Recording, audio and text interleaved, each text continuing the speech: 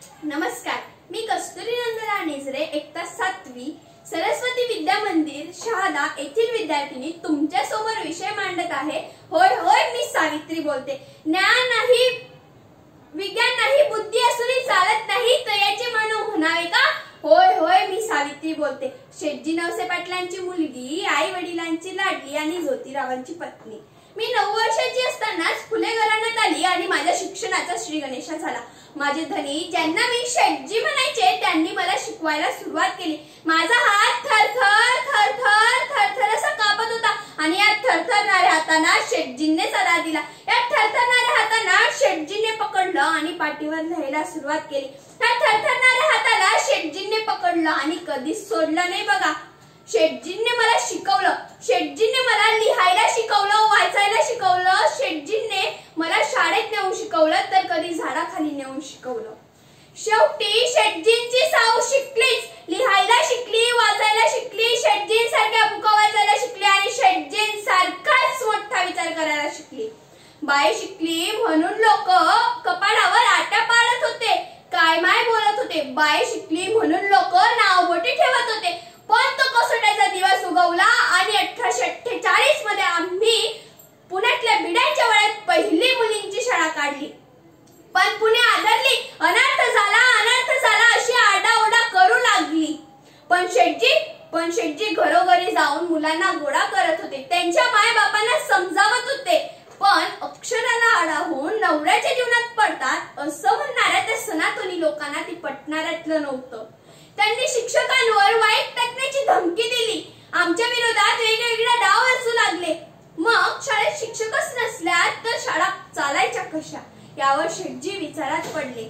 मी शेटजींना म्हणाली, ओ शेटजी, कसला विचार करतात, मी हाय ना हो, मी शिकवेन पोरांना। आणि मी मन घट्ट केलं आणि टाकला पहिला पाऊल। मी रस्त्याने जाताना लोक माझ्याकडे टाकामका बघत होती, काय माय बोलत होती। अय बाई, ज्योतिरावांची पत्नी नाव तू, डोईवर पदर आणि अशी तुरु तुरु तुरु तुरु कुठे चालली म्हणायची। मी माझे पावलं शाळेच्या दिशेने वळत होते आणि ते माणसं माझ्या मागे चालत होते। मी शाळेत पोहोचली आणि मी त्या मुलींकडे बघून माझ्या मनात एक हिंमत आली। मी मुलींना शिकवायला सुरुवात केली।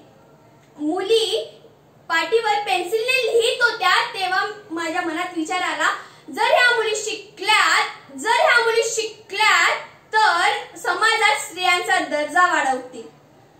मी शाळेत येताना लोक माझ्यावर चिखल फेकायचे, दगड गोळे फेकायचे, कोणी टोमणी मारायचं तर कोणी फिदी हसायचं। मी मनात विचार करायचे, जर मुलगी असं जात असेल तर लोक तिला रस्त्याने असेच माघारी घालतात। एक दिवस तर माझ्यासमोर एक माणूस येऊन म्हणतोय कसा, माग फिरायचं। बाईला एवढा दिटपणा करू नये, माग फिरायचं, नाही तर अब्रू शाबून ठेवायचं नाही, माग फिरायचं। मी मनात विचार करा, का रे भावांनो, तुमचं काय सर्व बाईच्या अब्रू जवळ येऊन थांबतं का वय? आणि घेतला असा हात आणि दिलात त्याच्या तो बाई। तेव्हापासून माझ्या सर्वांवर वचकच बसला। दिवसा मागून दिवस गेले, अंधारात उजड आला आणि आमच्या 4 वर्षात 18 शाळा झाल्यात बघा, आणि त्यात दगावल्या सुद्धा। मग पुढे आम्ही बाल प्रतिबंधक गृहाची काम, सनातनचा विरोध, अनाथाश्रमाची काम आणि बाईला घराबाहेर न पडू दे, या सर्वांवर आम्ही विरोध केला, कारण की आनंद होता तो आया बाया शिकत होता त्यांचा। विद्येविना मती गेली, मतीविना नीती गेली, नीतीविना शुद्ध खचले, आणि हे सर्व अनर्थ एका विद्येने केले बघा। म्हणून मुलीला शिकवा, तिला विचार द्या, कारण की शिक्षणानेच मनुष्यत्व येते आणि पशुत्व अट्टे बघा। बरं, लक्षात असू द्या, येते हा। धन्यवाद।